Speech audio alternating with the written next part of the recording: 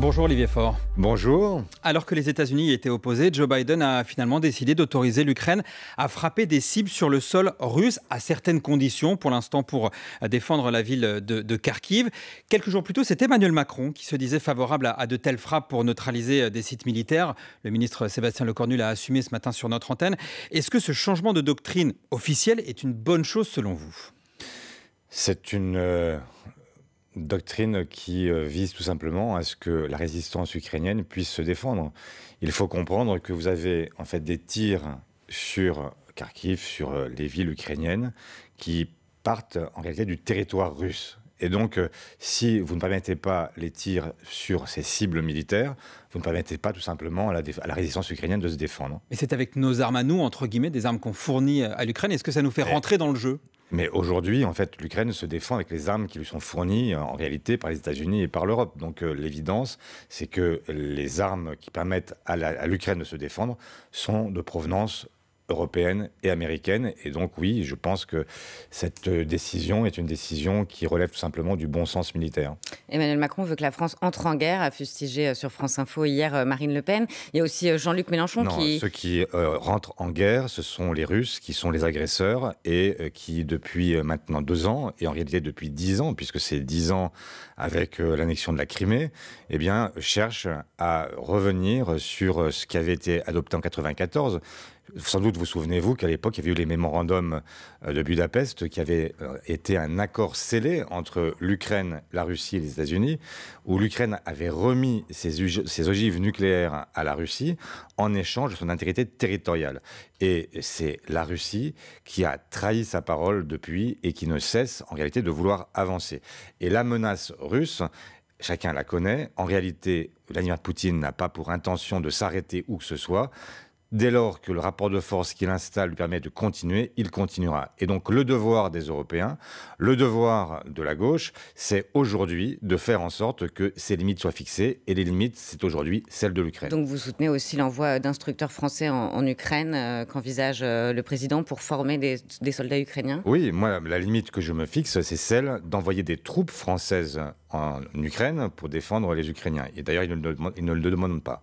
Donc, mais pour le reste, former des gens, des soldats à utiliser les armes qui leur sont envoyées, c'est assez logique. Si vous envoyez des canons, mais que personne ne sait les utiliser, autant ne pas les envoyer. Donc, il y a une seule limite, c'est on n'envoie pas de troupes, on ne rentre pas nous-mêmes dans la co-belligérance, mais pour le reste, il faut évidemment soutenir de toutes nos forces la résistance ukrainienne. Jean-Luc Mélenchon vous accuse juste d'être les partisans d'une guerre sans fin en Ukraine. Au Parti socialiste, LFI plaide pour l'ouverture de négociations, car il n'y a pas d'issue militaire à cette guerre, disent-ils.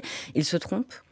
Mais sans doute faudra-t-il un jour négocier, mais sur des bases qui ne sont pas celles de Poutine. Et est-ce que vous pensez sincèrement que Poutine a aujourd'hui l'intention de négocier ? Et sur quelle base le ferait-il ? Et donc, nous avons, nous, une obligation, c'est de permettre à l'Ukraine de ne pas perdre la guerre. Et aujourd'hui, on en est là, et que chacun se rappelle que les va-t-en-guerre, ce sont les Russes. Et les Russes, pas seulement en Ukraine, les Russes en Tchétchénie, les Russes en Géorgie, les Russes en Syrie, les Russes dans la bande sahélienne. C'est ça la réalité. La problématique que nous avons aujourd'hui face à nous, c'est que nous avons un tyran qui est d'ailleurs très explicite sur sa volonté de mettre par terre nos démocraties, de mettre par terre cet Occident qu'il considère comme décadent. Et donc nous avons, nous, aujourd'hui, à nous défendre à travers la défense de l'Ukraine. Olivier Faure, hier, le Premier ministre Benyamin Netanyahou était interrogé sur LCI. Il a tenté de justifier la guerre à Gaza en se posant en rempart contre le terrorisme et la barbarie. Il a dit « Notre victoire, c'est votre victoire ». Qu'avez-vous pensé de ces explications ? Est-ce que cet argument est légitime selon vous ? La première chose que j'ai envie de vous dire, c'est que ce n'est pas devant LCI, mais devant la CPI que Netanyahou devra rendre des comptes. Et c'est ça la réalité. Et qu'on a là aujourd'hui un exercice d'autojustification qui ne convainc personne.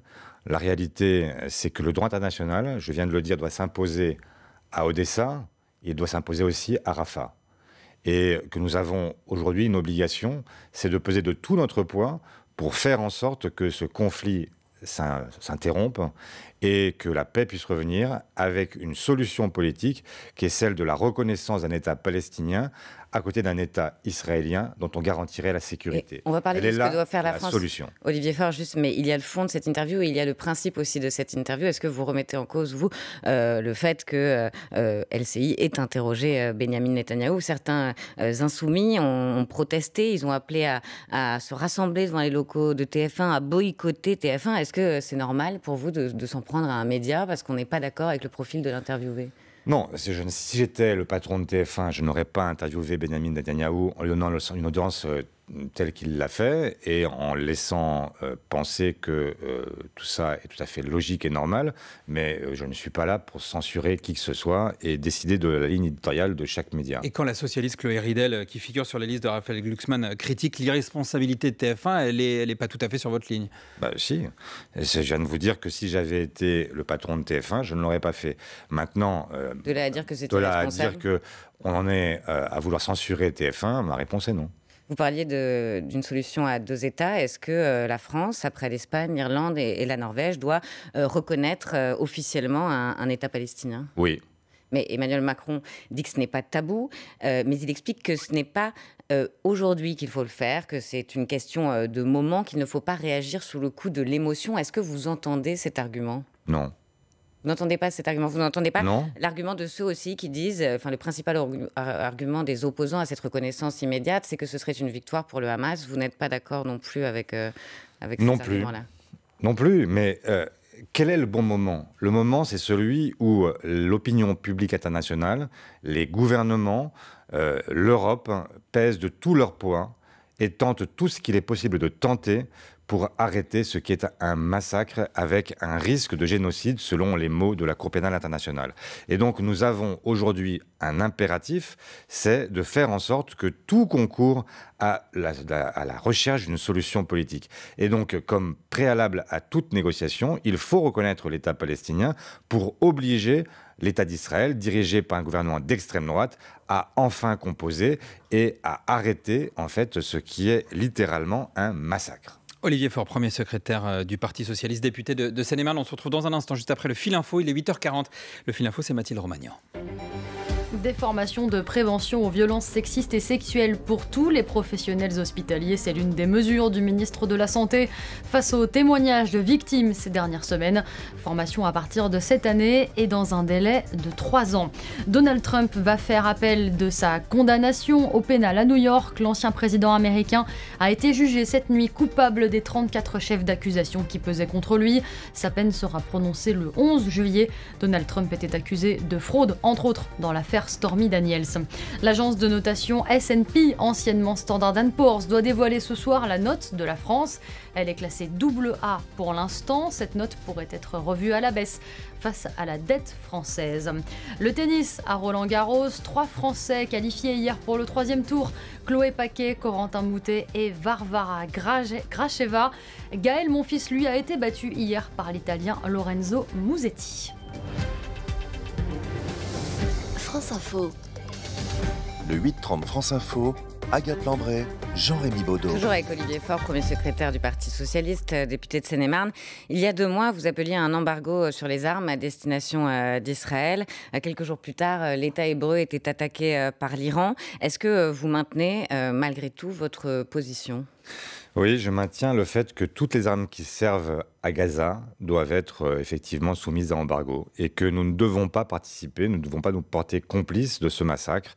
Il y a aujourd'hui suffisamment de témoignages, suffisamment de morts, suffisamment de drames pour que nous devions effectivement interrompre cette tragédie. Alors, la France vend très peu d'armes à Israël. Elle vend des composants. Elle vend des composants, mais des composants d'ailleurs qui, vous l'aurez compris, ne servent pas du tout à se défendre dans le cadre de ce qui est le dôme de fer. C'est ce que dit le ministère des Armées. C'est des composants qui servent à la constitution des armes du dôme de fer. C'est précisément ce que dit le ministère des Armées. Eh bien, écoutez, ils n'ont jamais documenté ces éléments, mais moi, ce que je dis, c'est que rien ne doit participer à une forme de complicité avec le massacre qui est aujourd'hui en cours à Gaza. Et que nous devons chercher de toutes nos forces une solution qui soit une solution négociée, une solution de paix, une solution qui permette à la fois la sécurité d'Israël, de libérer les otages et aux Palestiniens d'avoir enfin un État. Comment avez-vous réagi quand vous avez vu l'insoumis Sébastien Lejogu qui a brandi un drapeau palestinien dans l'Assemblée en début de semaine, tout ce tumulte qui s'est passé autour de cet épisode? Est-ce que c'est une façon de, par exemple, de ce qui s'est passé ensuite en coulisses aux 4 colonnes avec David Guiraud qui a qualifié le député LR Meir Habib de cochon et de porc? Est-ce que c'est une façon de s'adresser à un député? Bon, écoutez, franchement, je ne vais pas compter les points entre Meir Habib et David Guiraud. Pour l'instant, je pense qu'il faut essayer de reprendre un peu de hauteur dans cette histoire. Et je trouve que, malheureusement, Yael Braun-Pivet n'a pas pris beaucoup de hauteur dans cette histoire. C'est la première fois que, depuis que je suis parlementaire, on interrompt une séance de questions d'actualité parce qu'un député brandit une pancarte ou un drapeau. Et donc c'est de la faute de Yael Braun-Pivet si David Guiraud a qualifié Meir Habib de porc? Non, je ne dis pas ça. Je vous dis que je ne vais pas commencer à commenter les bruits de couloir et les interjections entre les uns et les autres. Ça a été filmé, cette altercation entre David Guiraud et Meir Habib. C'est pas parce que ça a été filmé que c'est pas un bruit de couloir. Et ça veut dire, ce que je veux dire, c'est que je suis pas là pour commenter en fait les insultes, etc. Et Meir Habib est lui-même un spécialiste du genre. Donc voilà. Partout la balle au centre, et c'est pas du tout la question. La vraie question, c'est est-ce qu'à un moment, ça mérite de faire en fait ce tumulte autour de l'affaire de M. Delogu, qui a brandi un drapeau palestinien, c'est contraire au règlement. Est-ce que ça mérite une sanction de cette nature? La réponse est non, à l'évidence. En fait, c'est pas la première fois qu'on voit des gens qui mettent des panneaux, qui prennent des panneaux, qui brandissent des drapeaux, et ça n'a jamais été jusqu'ici avec une sanction maximale, comme s'il y avait eu un coup d'État. La vraie indignation qui devrait nous porter aujourd'hui, ça n'est pas de savoir si quelqu'un brandit un drapeau palestinien, c'est de savoir si nous sommes d'accord ou pas avec ce qu'il se passe à Gaza. Mais vous n'en faites pas assez pour les insoumis, Jean-Luc Mélenchon, dans une note de blog. Mais je ne suis pas là pour répondre aux uns et aux autres, et ce que Jean-Luc Mélenchon pense de ce que je fais, mais assez indifférent. Eh bien, il vous accuse.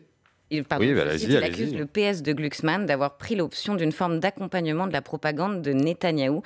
Il accuse aussi Raphaël Glucksmann de refuser toujours de nommer le génocide par son nom à Gaza. Qu'est-ce que vous répondez à Jean-Luc Mélenchon? Que c'est ridicule et que Raphaël Glucksmann, comme moi-même, comme les socialistes de manière générale, nous avons dès le 8 octobre appelé à la désescalade, appelé à un cessez-le-feu. J'ai pris la parole après qu'Yael Braun-Pivet ait appelé à un soutien inconditionnel en expliquant que nous avions un soutien qui était évidemment indéfectible à Israël comme à toutes les démocraties dans la limite du droit international. Et nous avons appelé, et j'ai appelé immédiatement à ce que nous refusions une punition collective. Précisément parce que le Hamas est un groupe terroriste, vous ne pouvez pas en faire supporter le poids à l'ensemble d'un peuple qui est victime 2 fois. Victime du Hamas, victime aujourd'hui des bombes de Tsahal. Et donc, vous avez là un équilibre qu'il faut conserver. Et que tous ceux qui expliquent qu'en réalité, ils sont les seuls à défendre telle ou telle position sont en réalité amenés à conduire à ce que ce soit des positions minoritaires. Ce qu'il faut faire, c'est ce que Pedro Sanchez a fait en Espagne. Qu'a-t-il fait? Il n'a pas cherché à avoir l'exclusivité du combat pour les Palestiniens. Il a cherché au contraire à élargir le cadre et à faire en sorte que ce soit une option qui soit une option majoritairement portée par les Espagnols. Et c'est lui qui aujourd'hui est en mesure de dire qu'il va reconnaître un État palestinien. Et pourquoi les Insoumis font ça selon vous, Olivier Faure? Je n'en sais rien. Vous ne savez pas? J'ai l'impression qu'il cherche à avoir une exclusivité sur la question. Mais ce qui est certain, c'est que ça met en lumière, sur Gaza, mais on parlait de l'Ukraine juste avant, des sujets emblématiques sur lesquels il y a des divisions au sein de votre accord politique de la oui, bien sûr. Est-ce que, comme Raphaël Glucksmann, vous dites qu'il n'y aura pas de retour en arrière à gauche après les européennes? Mais la question européenne, elle va trancher un certain nombre de questions, et notamment les questions européennes et internationales. Et je vous rappelle que dans l'accord de la NUPES, nous étions à l'époque dans un accord qui visait une éventuelle victoire en cohabitation avec le chef de l'État. Que Jean-Luc Mélenchon avait rappelé, y compris publiquement, qu'il ne s'opposerait pas au chef de l'État sur tout ce qui était du domaine partagé. Et que donc, les questions européennes et internationales ne rentraient pas en ligne de compte. Et que nous avions un programme qui était essentiellement national. Donc, il y avait là une forme de cohérence. Nous n'avons jamais tranché ces questions. Mais est-ce que la cohérence... Elles seront tranchées par l'élection européenne. Vous n'avez pas répondu à la question de Jean-Rémy Baudot, pardon. Enfin, vous ne saurez plus sous le joug des Insoumis après les européennes. Est-ce que vous dites comme Jérôme Guedj que Jean-Luc Mélenchon est irrécupérable? Est-ce que vous dites la même chose? Agathe Lambray, nous n'avons jamais été sous le joug de personne. Et je ne demande d'ailleurs à personne d'être sous le joug des socialistes. Je dis simplement que quand on veut construire une coalition, une alliance, on respecte ses partenaires. On ne cherche jamais à les faire rentrer dans la boîte sans avoir aucune discussion. Et moi, ce que je mets comme condition à toute forme de coalition, c'est la démocratie. La démocratie avec les Français, la démocratie entre nous. Et que si elle n'existe pas, alors rien n'est possible. Enfin, donc là, si on vous écoute bien, de fait, rien n'est possible. Et qu'au lendemain, vous en tirez les conclusions que vous voulez. Moi, je comprends bien, ça fait 4 minutes que vous êtes en train de nous dire à quel point vous n'êtes pas d'accord sur le fond comme sur la forme avec notamment la France Insoumise. Mais pas du tout, c'est pas ce que je vous dis. Je vous dis qu'au lendemain du 9 juin... Je vous dis que quand il y a des désaccords, il faut les solder par la discussion et par la démocratie. Et que ça ne peut pas se faire autrement. Et qu'il n'y aura jamais... pour quiconque, d'alignement sur les uns, sur les autres, etc. Et quand moi je parle de coalition, je parle d'une coalition qui fonctionne comme toutes les coalitions en Europe, c'est-à-dire des coalitions où on se met d'accord sur une base qui est une base démocratique. Et la démocratie, elle va parler le 9 juin et il y aura à ce moment-là à trancher un certain nombre de questions et tout ce qu'on vient d'évoquer sera tranché par les Français eux-mêmes. Le solde de tout compte, donc, le 9 juin, à l'occasion des Européennes, où votre candidat est toujours donné troisième homme, autour de 14% dans les sondages. On est à 10 jours des Européennes. Est-ce que vous le voyez créer la surprise? On parle d'inversion éventuelle des courbes, passer devant la candidate Valérie Hayet à la liste de la majorité? Écoutez, moi, j'aime beaucoup les sondages, surtout quand ils sont bons. Mais en fait, je m'en méfie aussi. Et donc, jusqu'au 9 juin, je fais campagne. Et j'essaye de convaincre que les positions que nous défendons avec Raphaël Glucksmann sont celles qui permettent d'envisager l'avenir de l'Europe et de répondre à tous les grands défis qui sont devant nous, qui sont des défis aussi bien écologiques qu'industriels, que tout simplement démocratiques, de défense et sociaux, bien évidemment. Et donc, ce sont tous ces enjeux-là qui me motivent, qui me mobilisent. Et une campagne, c'est pas simplement est-ce qu'on va être devant, derrière, etc. C'est aussi le moment où on affirme des positions, le moment où on dit sa conviction. Et moi, ce que je suis venu ce matin vous dire, ce sont mes convictions. Pardon, pour revenir sur ce qu'on disait, les Insoumis vous mettent en garde, quel que soit le score de Raphaël Glucksmann. Mais ça vous intéresse beaucoup ce que disait les Insoumis. Non, mais parce que j'ai pas compris votre réponse en fait. Manon Aubry vous dit en substance, attention à ne pas prendre la grosse tête parce que la gauche ne pourra pas gagner contre l'extrême droite sans la frange populaire qui vote LFI. Il faudra revenir à la NUPES tôt ou tard, dit-elle. Est-ce que c'est une option, un scénario de revenir à la NUPES avec les Insoumis? Mais vous noterez à la fois que, en fait, elle accuse, mais je vais vous répondre, mais que Manon Aubry et d'autres Insoumis accusent en permanence Raphaël Glucksmann d'être de droite, voire même d'extrême droite, et dans la foulée nous explique qu'il faut revenir à la NUPES. Il y a quelque chose qui ne colle pas. D'ailleurs, s'ils veulent en fait faire une liste de la NUPES, il fallait qu'ils se mettent derrière Raphaël Glucksmann, il est le premier. Donc nous, quand nous étions derrière les Insoumis, nous avons fait le choix de nous rallier à la NUPES pour pouvoir essayer de faire en sorte que la gauche ne disparaisse pas de l'élection législative. Eh bien, en fait, je leur retourne la question. Est-ce qu'ils sont prêts à se mettre derrière Raphaël Glucksmann, derrière les socialistes, sur les questions européennes et sur les questions internationales? Ce serait à la logique, puisque en bon républicain, il faut toujours écouter ce que nous disent les Françaises et les Français. Et donc, la question vaut dans les deux sens. Et la question sera tranchée notamment par le vote du 9 juin pour les Européennes. Olivier Faure, premier secrétaire du Parti Socialiste, on se retrouve dans un instant. Il est 8h51, on est sur France Info. Le fil info, c'est Mathilde Romagnan. En Nouvelle-Calédonie, 400 membres des forces de l'ordre mobilisés à Nouméa pour une opération de police.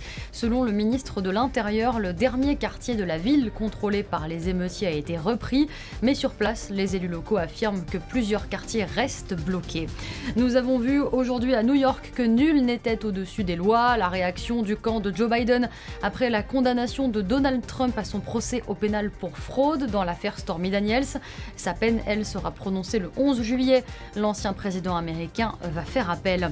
Environ 2500 personnes ont manifesté hier soir devant le siège de TF1 près de Paris pour protester contre l'interview du Premier ministre israélien sur LCI. Dans cet entretien, Benjamin Netanyahou a continué de justifier l'offensive militaire israélienne à Rafah.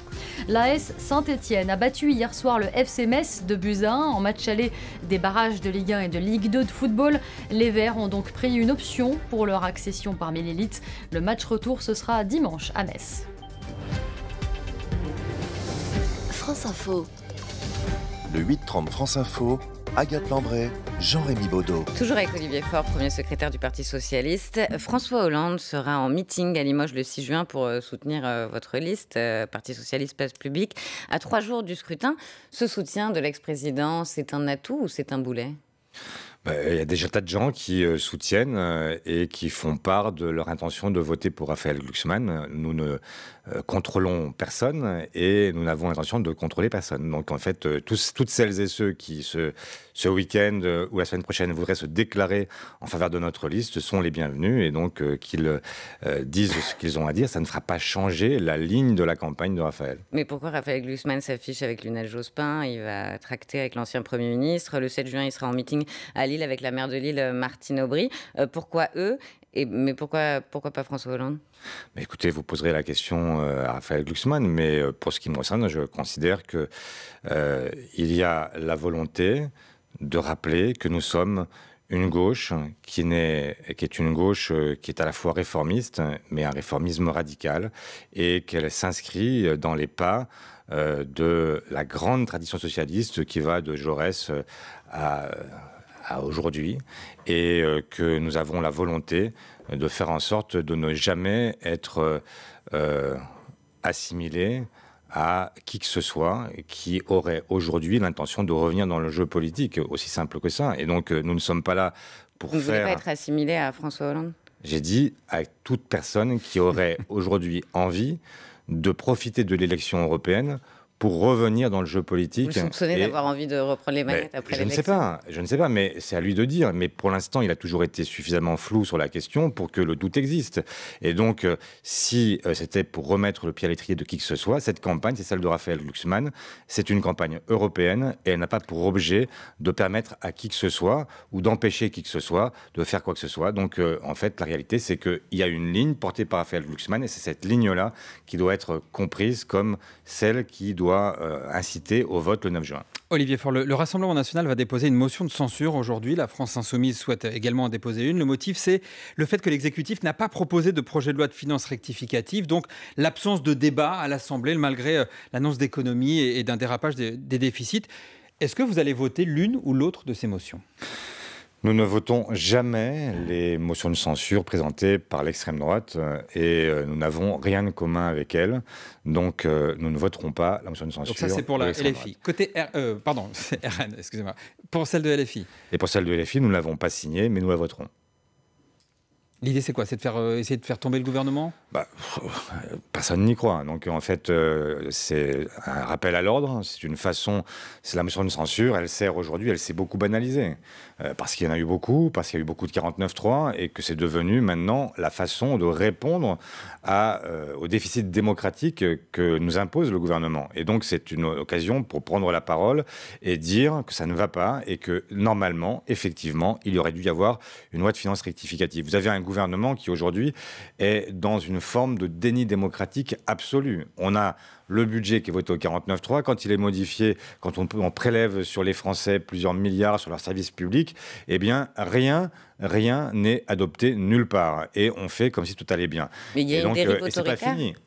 Il y a une dérive qui est antidémocratique parce que quand vous avez la réforme de l'assurance chômage qui va être une réforme extrêmement brutale, dure, à la fois pour les plus jeunes et pour les plus anciens, et que vous allez réduire la durée d'indemnisation de 18 mois à 15 mois après l'avoir déjà réduite de 24 à 18, vous pouvez vous dire que quand même, à un moment, il faudrait quand même passer par le Parlement. Il y a une démocratie en France qui se porte mal, et vous avez des Français qui ne comprennent plus et qui, justement, sont dans la défiance, et ce qui les amène malheureusement, aujourd'hui, pour une part de plus en plus importante, à choisir l'extrême droite, parce que, justement, ils ont le sentiment de ne plus être entendus.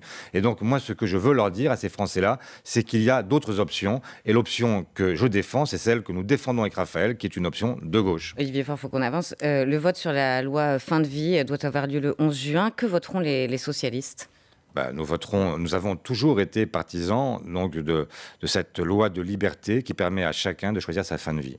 Et donc nous voterons ce texte, même si pour l'instant il y a des débats importants, intéressants, passionnants sur les moyens et ce qu'on autorise, pas, quel est le périmètre en fait de ce suicide assisté ou de cette euthanasie. Et donc il faut évidemment continuer à en débattre, mais nous voterons parce que sur le principe nous sommes parfaitement favorable à une grande loi de liberté. Mais vous pourrez voter le texte tel qu'il est sorti de commission, c'est-à-dire avec des modifications majeures, par exemple, alors que les patients devaient avoir un pronostic vital engagé à court ou moyen terme pour recourir au suicide assisté. Dans le texte du gouvernement, la commission a modifié cela pour les termes phase avancée ou terminale de la maladie. Est-ce que vous dites, comme l'exécutif, que le texte est déséquilibré désormais, ou cela ne vous pose pas de problème ? Non, je dis qu'il est enfin opérationnel. En fait, personne ne savait définir ce qu'était le court ou le moyen terme. Et les médecins que j'ai rencontrés me disent tous qu'ils sont incapables de produire un pronostic sur le court ou le moyen terme.